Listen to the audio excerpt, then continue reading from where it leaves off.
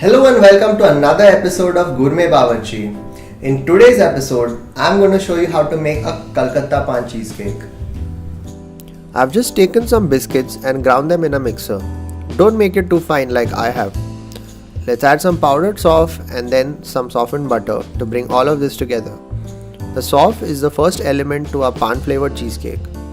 Fun fact, fennel or soft has some crazy history. It actually comes from the Greek word maratho, which means to grow thin or lose weight, because that's also what happens to you when you run one.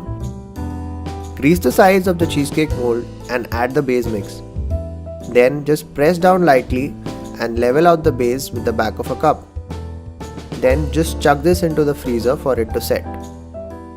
In medieval Europe, fennel was hung in pouches at the entrance of houses to ward off evil spirits and combat against witchcraft. So next time you meet your superstitious, health-conscious friend, just tell them this cheesecake is good for you. The ingredients for our pan flavoring are the Kolkata pan, some sugar, some water and some more soft, which I'm going to put in a mixer and grind into a smooth paste. The Kolkata pan is dark green in color and has a more pronounced flavor as compared to its Banarasi cousin. This paste will surely give our cheesecake a real spike of pan flavor. I got 600 grams of cream cheese which I'm going to blend. You could substitute half the amount with hung curd if you're counting calories, but why would anyone want to do that?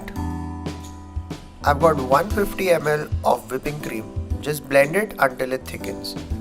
Now chewing pan may not be sexy these days, but Empress Noor Jahan, the mother of Shah Jahan, made pan chewing fashionable. And women during that period used it as a beauty aid as it made their lips red. Yes guys, these were the first primitive cosmetics. It's been about 2 minutes and the cream has thickened sufficiently. Don't overwhip your cream or you're going to end up with butter. I'm going to add some powdered sugar to this. It's important at this stage that you don't use a whisk as you will lose out on all the air incorporated in the cream and end up with a dense mixture. Now let's add the beaten cream cheese and use a folding motion to get a uniform mixture.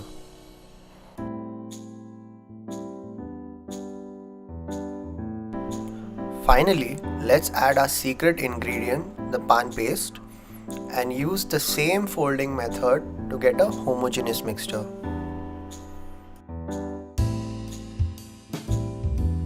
Okay, so now it's time to pour our creamy pan flavored cheesecake mixture into our pre-chilled mold. There's no rule that says you have to set this in a ring mold. You can just as easily put the mixture into a glass jar or a bowl. That will save you the trouble of portioning your cake later on. The great thing about this recipe is that it's completely vegetarian. Although most cheesecakes contain eggs, the flavor of cream cheese shines through in the absence of the slightly eggy flavor. After leveling out the cheesecake, keep it for chilling for at least 6 hours.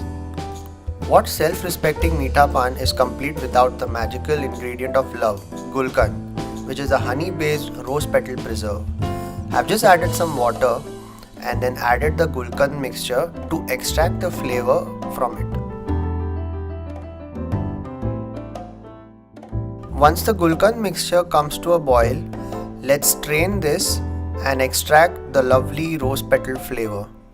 If the strained mixture is too thin, you can take about 2 teaspoons of corn flour, dissolve it in water and thicken the mixture.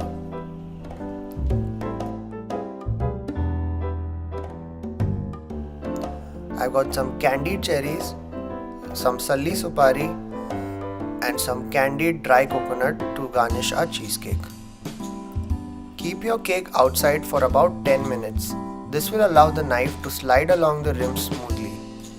And now for the moment of truth.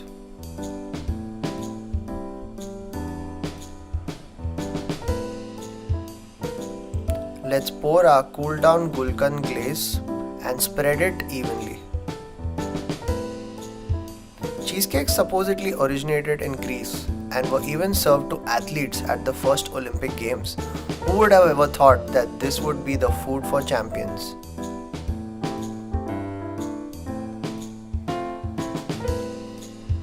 Let's garnish our cheesecake with the salli supari.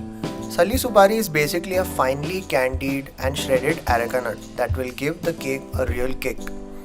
Then the colorful dried coconut, and finally our candied cherries.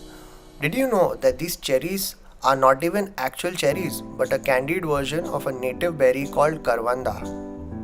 These berries originated in the Himalayas and over time have become an integral part of the meetha pan.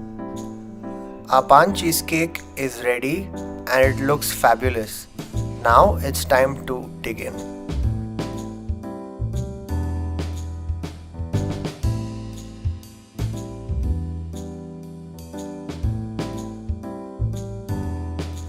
If you liked our video, please like, comment and subscribe to our channel.